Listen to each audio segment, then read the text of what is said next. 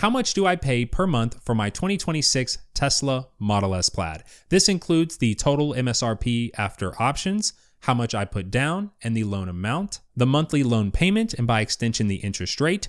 And because I did take advantage of the lease loophole to save over $6,000, which I'll talk about that as well, what were my lease numbers, like the monthly payment, mileage, etc. Also, how much is insurance driving a brand new 1,000 horsepower car, along with stuff like maintenance and charging costs. I'm going to talk about all of it in this video, and then at the end, I'm going to compare it to how much I make as a full-time YouTuber. Let's get into the numbers. First up, total car cost with options. Now, I put my order in on June 12th, a few hours after Tesla unveiled the refresh, what is now known as P3. And this is important because the price has gone up since then, kinda. So the numbers that I'm about to talk about are a little bit less compared to if you put an order in today. The base price was $99,990. As for options, I paid an additional $1,500 for the diamond black paint, $4,500 for the upgraded 21-inch Valerium wheels, $2,000 for the white interior, and $1,000 for the yoke. Yes, that means I paid extra for half a steering wheel. Feel free to cook me in the comments. You know, I don't hate it. I thought I would have already taken it off by now, but it's really grown on me. So $108,990 after options for my specification. Then tack on the quote unquote hidden fees. They're kind of hidden, like Tesla clearly states them right there, but they're not included within the purchase price. The destination fee is $1,390, and then there is a $250 order fee. I do have a $2,000 sales incentive. I got $1,000 for self-referring as I owned a Model 3, so I just referred myself, saved $1,000, and then another $1,000 for Tesla's like military, or I think it's called like the American Heroes discount, bringing my new total to $108,630. Speaking of discounts, Test Stuff's Easter sale is now live, where code EE26 will get you 15% off your entire order, which includes our best-selling all-weather XPE floor mats, laser scan for a perfect fit, anti-slip undersides keep them in place, and the XPE core helps reject road noise coming up from the floor, and, well, as you're in an EV, this really helps. Screen protectors, organizers, trunk bins, phone mounts, even our new puddle lights and mud flaps, code EE26 for 15% off, plus free shipping over $150. I'll have it all linked below. Now let's get into lease numbers and the lease loophole. Now, when I originally put my order in for the car, I had the full intention of just buying it. Leasing never really even crossed my mind.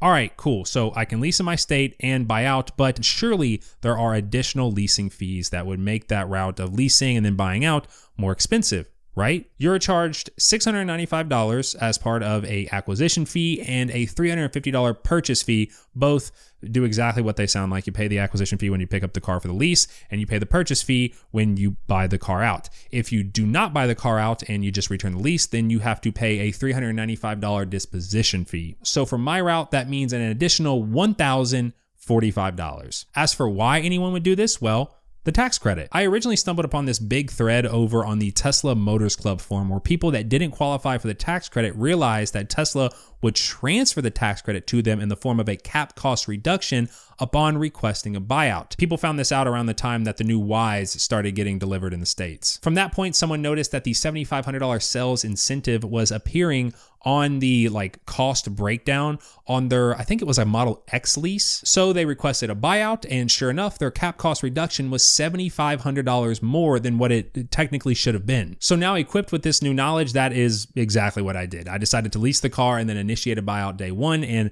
because even though I only had it for a day, I still had the lease, I can show you lease numbers. So when I originally applied for the lease, I was approved through one of Tesla's lease partners, Chase Bank. However, going off people who had done the lease loophole, it was recommended that you went through Tesla Leasing themselves, as the buyout could be done directly in the app the second you accepted delivery, which was true. Yeah, by the time I was leaving the parking lot, the option in the app to buy out had already appeared. No waiting around for Chase to process the lease, get the papers across their desk, and then allow me to do the lease buyout, thus racking up daily interest. So while I didn't accept Chase's lease offer, I did get to see the numbers. So I actually have two different lease numbers here that I'll be able to give you. My lease term was 36 months with an annual mileage of 15,000, monthly sales tax tax was $67.49, and a money factor of 0.0033400, with a cost over 36 months of $76,004.10.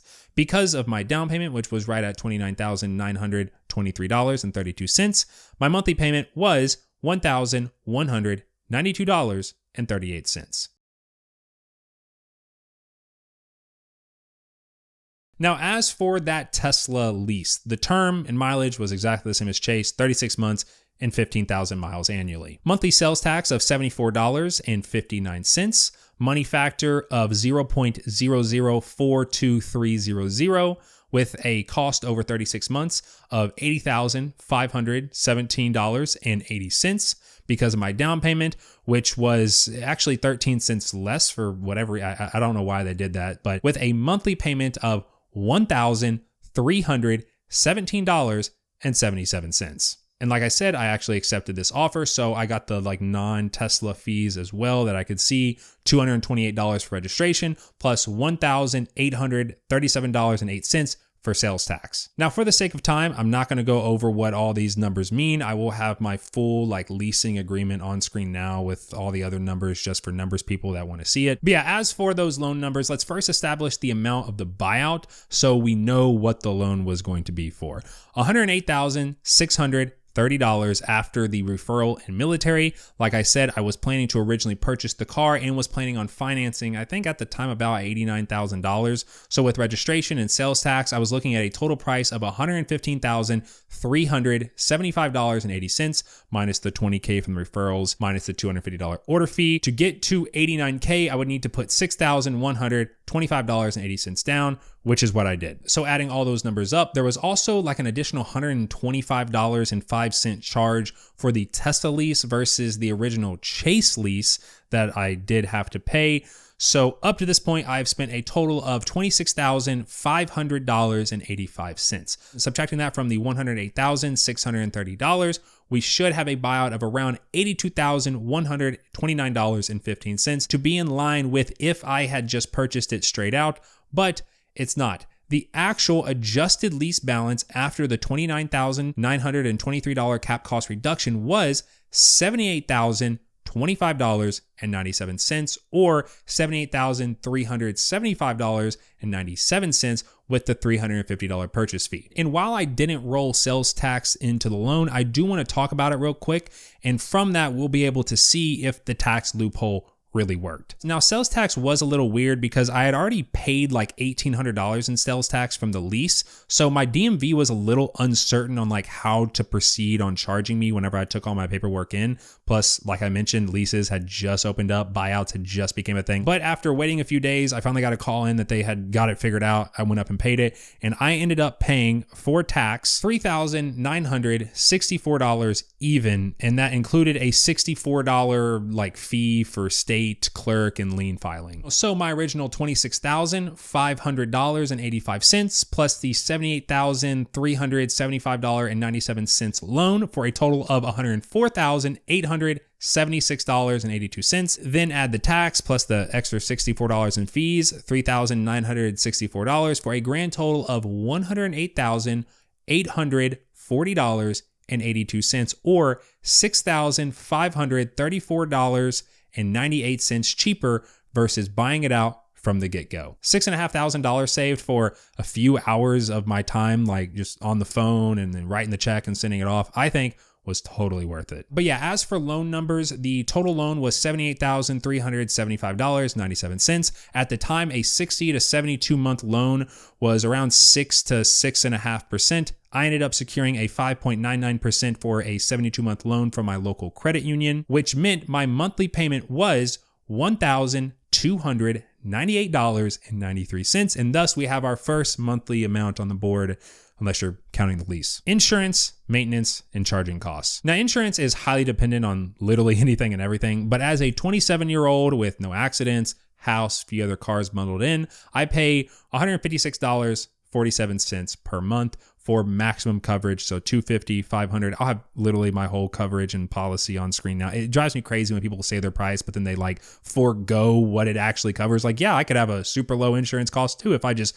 got state minimums, which you should never do, by the way. As for maintenance, to probably no one's surprise, it's zero. On a normal EV versus a normal gas car, the no maintenance is great when you're used to paying for oil changes and just, regular maintenance here and there. But then when you stop, you take a step back and you remember what Plaid is, a 1,000 horsepower sedan, and you compare that to a 1,000 horsepower gas car, it's even crazier that there's just no maintenance. Now, in reality, there is some maintenance here and there, like, a cabin air filter every 2 years. But up to this point, at 13,000 miles, I've had zero. As for my charging, pretty much all of it is done at home, where I pay about 11 cents per kilowatt hour. And that is about to drop at the start of April to about 7.5 cents per kilowatt hour, because I'm going to be switching to a time of day electricity rate plan. But yeah, Model S Plaid has around about 100 kilowatt hour battery pack at 11 cents per kilowatt hour times by 100. I'm looking at about $11 to fully fuel up. I get around 250 miles per charge. Of course, that's with how I drive, which is pedal to the metal everywhere. I do not give a shit about efficiency. I just genuinely don't. I just never have. So you can definitely be a lot more efficient. About 1,000 miles a month. That's 4 total charges. So like $44, just round up and say $50. As for DC fast charging or supercharging, well, typically it's around 35 cents per kilowatt hour in my area. So if I were to only rely on that, you're looking at about $135 a month, but I'll just round up and say 150. That is, of course, if I actually paid for supercharging. I have the Lux package on this Model S, which means all my supercharging is free for life, or as long as I own the car. So in total, loan payment, insurance, maintenance, charging cost, I'm looking at $1,506 per month, rounding up to the nearest dollar. Put back an extra 50 to $100 for eventual maintenance and just round up and say 1,600. Now hang on, hold up, before all the wannabe financial advisors try coming in, giving unsolicited advice. I paid the car off, okay? I paid it off. In reality, I pay like $210 when you subtract the car loan. Over the course of the loan, I did end up paying roughly about $2,500 in interest. So add that to the purchase price of the car after the lease loophole, and my total comes out for this car $111,363.19. So still under the $115K I would have paid had I just taken a loan out from the get-go. Full transparency, the Lux package, that was a $10,000 after the fact option that I did end up getting. If you buy a car new now, it is not an option, it is required. So that's why S and X are $10,000 more than when I purchased them, but I still did pay the extra $10K. I just bought it after the fact in cash. Now, how does all that compare to how much I make as a full-time YouTuber? First, AdSense. This is the money that is generated when people click on your video and they get ads. Even if they skip them or have YouTube Premium, you still get a cut. Also, time of year can play a huge role, as ads just pay more during the holiday shopping season or even the election season, which those two actually kind of do line up. So every 4 years, like 2020, 2024, 2028, the second half of the year as a YouTuber from AdSense, you can make so much money because the ads pay so much more in comparison to, like January through March right now, where the ads pretty much don't pay anything. AdSense for me right now, with it being the start of the year and ads just not paying as much, is around $4,000 to $5,000 a month. The biggest piece of advice that I'm so thankful that I got for, any maybe aspiring upcoming YouTubers, if AdSense is your highest form of revenue or your highest stream of income, you are doing YouTube wrong. You need to learn to market yourself to sponsors, as they can and will pay significantly more than your AdSense will ever pay you. Which gets us into the second way a YouTuber makes money: sponsors, and then also like affiliates and stuff. And there's different subcategories of sponsors.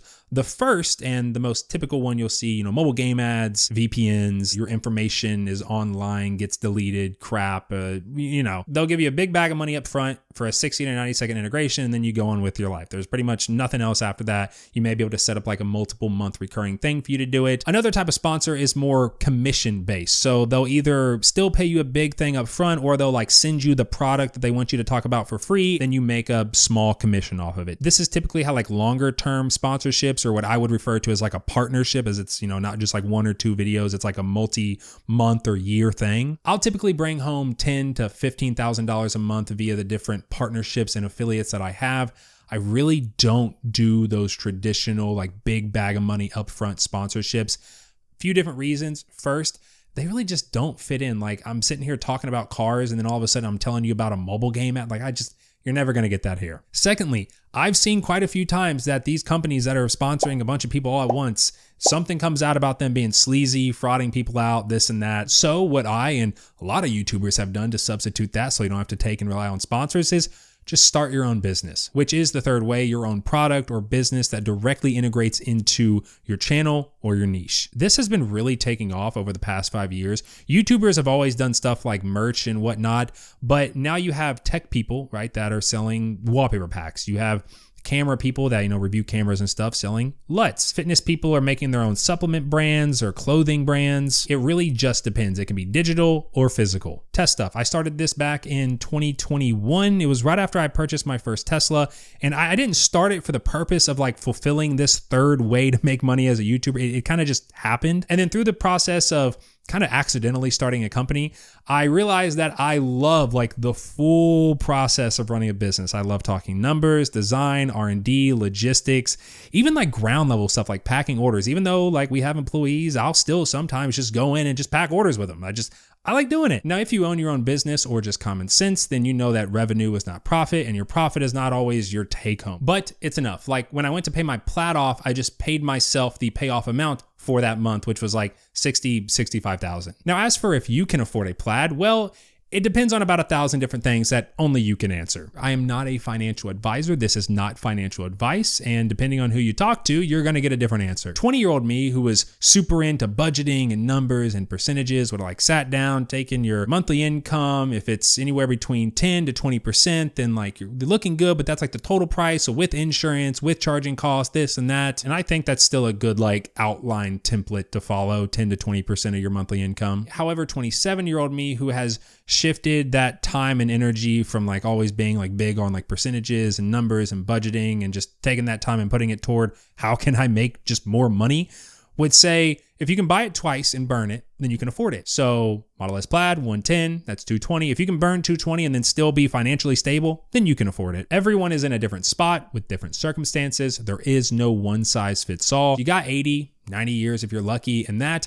in the grand scheme of human civilization is the blink of an eye. No one is going to remember anything about you in 200 years. So if the car makes you happy and you can afford it, just buy it. I also just really hate telling people whether they can afford something. Like I would be a terrible financial advisor. If I buy something nice, that like motivates me to like work harder, if that makes sense, which is not always the case for everyone. Me buying a nice car at a young age was actually a good thing because it motivated me to try to find ways to make more money. But yeah, that's how much I spend per month on my Model S Plaid. If you own a Plaid or just a Tesla in general and feel comfortable sharing how much it costs, I'm sure people would appreciate it, especially right now with gas prices going up and people are like on the fence and thinking about, okay, should I buy an EV now? But they want like a bigger, like not just here's the loan price, like what are the charging costs? What are the maintenance costs? What are the insurance costs? So if you feel comfortable, drop it down in the comments section. I do have a how much I pay per month for my Model Y coming up. So if you're new around here and that interests you, or you just want to see more test related stuff in your YouTube feed, then feel free to subscribe and I will see you all in the next one.